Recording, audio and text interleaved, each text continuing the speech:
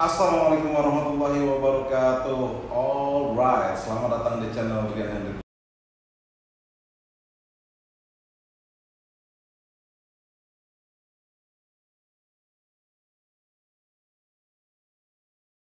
Apa kabar teman-teman semuanya? Mudah-mudahan kalian tetap baik-baik saja, tetap sehat-sehat saja, tetap bahagia. Satu yang terpenting, jangan pernah berhenti untuk bersyukur. Oke teman-teman, kali ini saya pengen berbicara sedikit sesuatu yang tidak melulu parfum. Ini bukan, kita kali ini tidak membahas parfum. Seperti yang kalian sudah lihat di deskripsi, kita membahas masalah tentang minyak jenggot, atau bisa ya beberapa orang menggunakan sebagai minyak rambut, beberapa orang sebagian menggunakan sebagai minyak kumis. Tapi saya menyebutnya sebagai minyak jenggot karena lebih intensif saya gunakan di jenggot saya terutama. Kenapa Bang kok dari parfum sekarang bahas masalah minyak jenggot? Karena ada sedikit nyerempetnya. Minyak jenggot rata-rata dia memakai essential oil, karena essential oil itu mengandung beberapa fungsi lainnya. Seperti banyak orang gunakan essential oil sebagai aromaterapi, banyak orang menggunakan essential oil sebagai media penyembuhan, sebagai minyak gosok, dan essential oil itu juga berfungsi banget buat kulit di jenggot, bahkan untuk jenggot kita. Nah, kali ini kita akan mengupas sedikit dari minyak jenggot. Apa sih itu minyak jenggot? Fungsinya seperti apa sih? Ada berbagai macam, ada macam-macam apa aja sih dari minyak jenggot itu? Makanya jangan kemana-mana, ikuti terus video ini, tonton sampai habis, jangan di skip. Karena ini informatif banget bagi saya, menurut saya, dan ingin saya bagikan kepada teman-teman semua supaya apa yang saya rasakan sangat bermanfaat ini supaya teman-teman tahu. Jadi nggak dibodoh-bodohin juga sama para penjual, karena nggak semua minyak jenggot itu buat numbuhin. Oke, kita mulai dari yang pertama. Banyak fakta di lapangan yang kita lihat bahwasannya jenggot atau pria berjenggot itu terlihat memang lebih atraktif atau lebih menarik, sehingga banyak kaula muda bahkan atau para pria yang sangat menikmati jenggot. Tetapi apabila menikmati, tentu sebagian menikmati dan sebagian tidak bisa menikmati. Tidak bisa menikmati karena apa? Mungkin jenggotnya tumbuhnya cuma di dagu, di bawah dagu doang, atau mungkin di bagian jambangnya atau di bagian rahangnya tidak ditumbuhi oleh bulu, atau mungkin rahang dan dagunya tidak ditumbuhin bulu, cuma yang ditumbuhin bulu cuma di atas bibir atau kumis. Sehingga teman-teman atau laki-laki yang lain ingin menumbuhkan bulu di area atas bibir, di bawah dagu ataupun di rahang dengan membeli obat atau berbagai macam cara lainnya, dengan harapan dalam hitungan bulan atau dalam waktu singkat bulu tersebut tumbuh. Karena apa? Pada dasarnya kodratnya para lelaki, jenggot itu, kalau bagi saya, jenggot itu adalah identitas, jenggot itu adalah fitrah bagi laki-laki.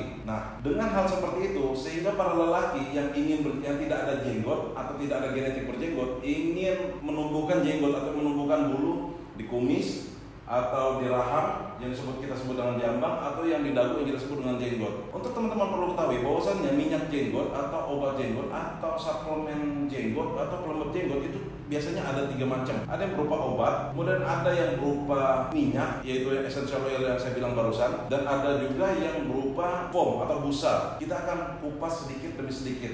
Apa sih efek positif yang kita rasakan dari minyak jenggot? Terutama yang saya rasakan. 1. Apabila teman-teman sudah memiliki gen atau sudah memiliki jenggot, minyak jenggot itu yang saya rasakan manfaatnya. 1 adalah untuk melembutkan jenggot. Karena pada dasarnya bulu jenggot ini lebih kasar daripada bulu rambut, dan hampir sama kasarnya dengan bulu kumis. Sehingga tidak jarang bulu jenggot ini ketika dipegang itu terasa ya kasar, tidak sehalus ketika kita mengelus rambut. Nah, salah satu fungsi minyak jenggot itu adalah untuk menghaluskan bulu janggut. Kemudian yang saya rasakan manfaat kedua, minyak jenggot ini adalah untuk melembabkan kulit. Mungkin teman-teman yang jenggotan semuanya ngerasain kadang-kadang kulit yang ditumbuhi oleh jenggot itu mengalami iritasi atau kering sehingga kalau kita garuk gatal ya kan, kering gatal, digaruk jadi iritasi. Nah, minyak jenggot ini fungsinya juga untuk melembabkan kulit yang ditumbuhi oleh bulu-bulu. Nah, pada saat ketika gatal dengan menggunakan minyak jenggot itu kita terkurangi lah, atau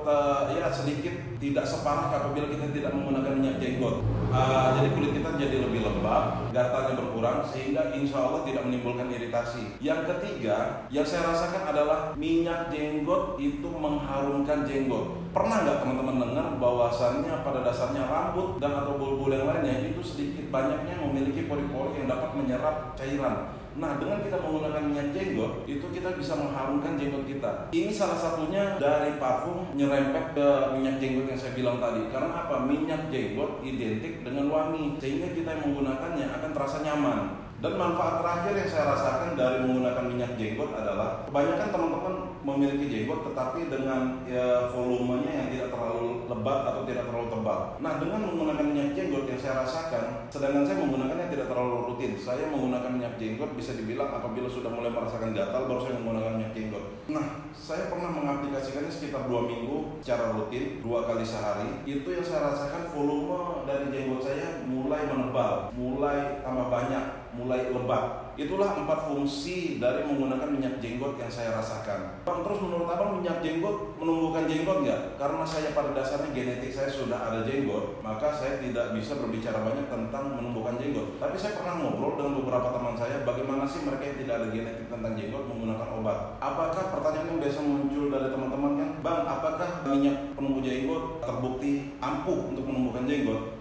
Secara ilmiah, secara teknis, yang pernah saya browsing, yang pernah saya cari-cari infonya, tidak ada hasil uji ilmiah secara saintis yang mengatakan bahwasannya minyak jenggot itu ampuh untuk menumbuhkan. Dan mungkin ada literatur yang lain saya belum baca, silahkan dikoreksi. Cuman secara logika begini, minyak jenggot itu kaya akan essential oil. Sedangkan essential oil yang kita ketahui itu banyak manfaatnya. Minyak essential oil ini terkandung di dalam minyak jenggot yang rata-rata biasanya ampuh untuk kesehatan kulit kita, untuk melembutkan rambut atau untuk vitamin rambut dan lain sebagainya. Contohnya seperti yalang-yalang, kemudian essential oil daun salam, kemudian dan masih banyak essential oil yang lainnya yang akan kaya antioksidan untuk menyehatkan kulit. Makanya secara akalnya kalau kita menggunakan itu, kulit di bawah jenggot kita sehat, bagus, sehingga mungkin akan menimbulkan hormon atau membangkitkan hormon untuk tumbuhnya jenggot itu tadi. Sedangkan minyak jenggot yang saya rasakan itu lebih ampuh untuk melembabkan. Yang saya rasakan karena saya pada dasarnya memang sudah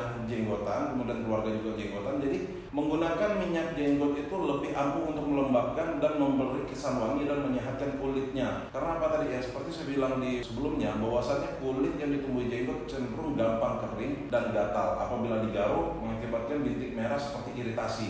Terus seperti biotin, minoxidil ampuh nggak untuk menumbuhkan jenggot? Saya pribadi tidak pernah merasakannya, saya pribadi tidak pernah menggunakannya. Saya pribadi hanya melihat, ngobrol sama teman yang menggunakan biotin dan minoxidil, dan itu ternyata ampuh di mereka. Saya lihat tumbuh, lebat, padahal genetik di bapak mereka saya lihat tidak ada jenggotan. Nggak tahu saya kalau di kakek mereka, tapi teman saya ini memang saya sudah berteman lama, itu nggak ada jenggotan, nggak ada kumisan. Dengan menggunakan biotin dan minoxidil tumbuh. Mungkin kedepannya video selanjutnya kita akan ngobrol dengan teman saya yang menggunakan biotin dan minoxidil. Dan untuk teman-teman yang udah memiliki gen jenggotan dari keluarganya, cara untuk memperlebat jenggotnya itu bukan hanya menggunakan minyak jenggot, bukan hanya sekedar coba minyak jenggot sana, minyak jenggot sini, enggak. Tetapi ada beberapa hal penting yang lainnya, dan ini saya baca di literatur manapun semuanya hampir menyematkan 4 poin ini. Yang pertama adalah olahraga teratur. Seperti yang kita tahu, olahraga teratur sangat baik untuk kesehatan sirkulasi darah dan tubuh kita, sehingga sirkulasi darah di bawah kulit pun menjadi lancar, penyerapan nutrisi menjadi maksimal. Yang kedua adalah menjaga makan makanan sehat. Menjaga makan makanan sehat semuanya udah kayaknya nggak perlu saya jabarkan secara rinci ya. Ya masuk ke badan sehat, ya insya Allah badan kita juga ikut sehat. Yang pasti jangan pernah berhenti untuk bersyukur, karena kesehatan yang kita rasakan semuanya ini tidak akan ada apabila Allah tidak memberikannya kepada kita. Kemudian yang ketiga itu adalah tidur cukup atau istirahat yang cukup. Karena pada dasarnya nutrisi yang kita masukkan dari makanan sehat itu tidak akan terserap oleh maksimal apabila kita tidak dibarengi dengan aktivitas fisik yang optimal seperti olahraga teratur. Tetapi makan sehat dan olahraga yang teratur itu juga tidak akan maksimal penyerapan di tubuh apabila kita tidak beristirahat dengan cukup atau tidak beristirahat dengan baik. Karena penyerapan nutrisi yang baik adalah ketika pada saat kita istirahat. Dan yang keempat ini adalah pendukung, yaitu multivitamin dan suplemen. Ingat, suplemen dan multivitamin bukan pokok dari semuanya. Karena multivitamin dan suplemen ini hanya pendukung. Sebaik-baik makanan itu adalah makanan alami atau real food atau makanan yang sebenarnya.